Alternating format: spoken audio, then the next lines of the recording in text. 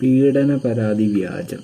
നിവിൻ പോളിക്കെതിരെ വന്ന് ഇത് നിവിൻ പോളി ഒരു പ്രസ് മീറ്റിൽ പറയുന്നുണ്ട്. അതിൻ്റെ ഒരു 59 സെക്കൻഡുള്ള വീഡിയോ ഞാനിവിടെ കൊടുക്കാം. നമുക്കൊന്ന് കണ്ടു നോക്കാം എങ്ങനെയാണെന്ന് അദ്ദേഹം പറയുന്നത്. ഇതൊരു ഫോൾസ് എലിഗേഷനാണ്. സിനിമയ്ക്കെതിരെ സിനിമാക്കാർക്കെതിരെ ഇപ്പം എല്ലാ ദിവസവും ന്യൂസുകൾ വന്നുകൊണ്ടിരിക്കുകയാണ്. ഇതിൽ ഏതൊക്കെയാണ് ശരി ഏതൊക്കെയാണ് തെറ്റെന്നുള്ളത് നമുക്ക് അറിഞ്ഞുകൂടാ. ഒരു ഇൻഡസ്ട്രീനെ ബാധിക്കുന്ന കാര്യമാണ്.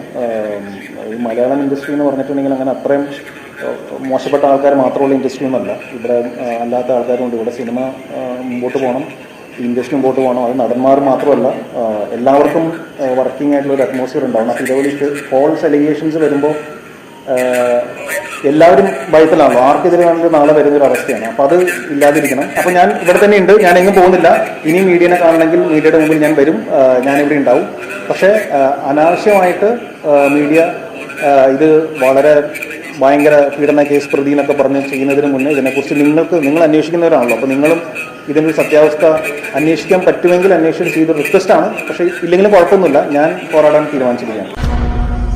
എന്തായാലും നിവിൻ പോളി എന്തായാലും പോരാടാനുള്ളതിലാണ്. എനിക്കും തോന്നുന്നത് ഒരു വ്യാജ പരാതിയാണ്. നമുക്ക് എന്താ അറിയില്ല. എന്തായാലും മീഡിയക്കാരോടൊക്കെ പറയാനുള്ളത്, ആദ്യം സത്യം എന്താണെന്ന് അറിഞ്ഞിട്ട് ഇങ്ങനത്തെ ന്യൂസുകൾ ഇടണം. അല്ലാണ്ട് നമ്മൾ ഇട്ടിട്ട് കാര്യമില്ല. ഒരു നിരപരാധി പോലും ശിക്ഷിക്കപ്പെടരുത് എന്നാണ് എനിക്ക് പറയാനുള്ളത്. നിവിൻ പോളി എന്തായാലും മുന്നിലേക്ക് പ്രതികരിക്കാൻ വന്നിട്ടുണ്ട്.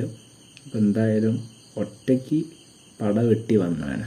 അവനാർക്കും തോൽപ്പിക്കാൻ പറ്റില്ല. ഞാൻ എന്തായാലും നിവിൻ പോളിൻ്റെ കൂടെയാണ്. എത്ര പേര് നിവിൻ പോളിൻ്റെ കൂടെ നിൽക്കും സപ്പോർട്ട്. അദ്ദേഹം എന്തായാലും തെറ്റ് ചെയ്തില്ല എന്ന് അദ്ദേഹം ഇപ്പം പ്രസ് മീറ്റിൽ ഇങ്ങനെ മുന്നിലേക്ക് വന്ന്, അപ്പം അത് തന്നെ നമുക്ക് വിശ്വസിക്കാം അദ്ദേഹം തെറ്റ് ചെയ്തില്ല എന്ന്. എന്തായാലും അദ്ദേഹം ഇൻസ്റ്റാഗ്രാമിൽ ഒരു അറിയിപ്പ് കൊടുത്തിട്ടുണ്ട്. അതൊന്ന് ഞാൻ വായിക്കാം, അവിടെ കൊടുക്കാം. എൻ്റെ പേരിൽ പ്രചരിക്കുന്ന ഒരു വ്യാജ പീഡന വാർത്ത ശ്രദ്ധയിൽപ്പെട്ടതിൻ്റെ പേരിലാണ് ഈ കുറിപ്പ്. ഈ വാർത്ത തികച്ചും അടിസ്ഥാനരഹിതവും ദുരുദ്ദേശപരവുമാണ്. ഇതിൻ്റെ പുറകിൽ പ്രവർത്തിച്ചവരെ നിയമത്തിൻ്റെ മുന്നിൽ കൊണ്ടുവരാൻ ഞാൻ ഏതറ്റം വരെ പോകുന്നതായിരിക്കും. എന്നെ മനസ്സിലായിക്കൊണ്ടുള്ള നിങ്ങളുടെ ഓരോരുത്തരുടെയും ഫോൺ വിളികൾ, മെസ്സേജിന് നന്ദി. സത്യം ജയിക്കട്ടെ. നിവിൻ പോളി 3/9/2024. അപ്പം എന്തായാലും നിവിൻ പോളി എന്തായാലും മുന്നിലേക്ക് വരും.